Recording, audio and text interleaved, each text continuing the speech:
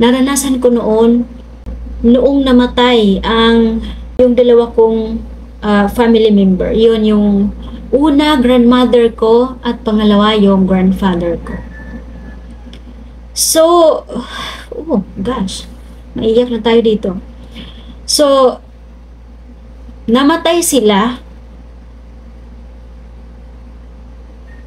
nang wala ako sa Pilipinas. So, ang nangyari, grabe, naiiyak naman ako. So, ang nangyari, grabe yung blame ko sa sarili ko. Grabe yung podcast na to. Grabe yung episode na to. So, ang nangyari, sinisi ko yung sarili ko na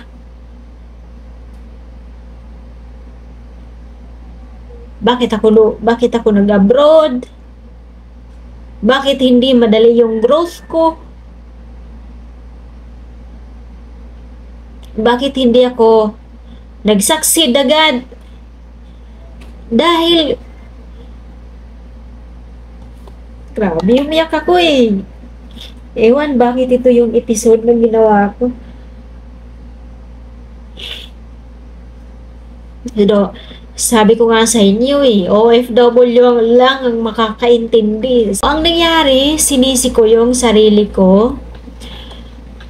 Ibiniblame ko yung sarili ko na hindi ako maaga naging successful. Hindi ako maaga na-achieve yung mga gusto ko, na kung maaga sana ay nung namatay yung grandmother ko ay sana nakita ko siya. Kaya ang tagal ng panahon na hindi ko makalimutan talaga, at halos araw-araw ko sinisisi yung sarili ko.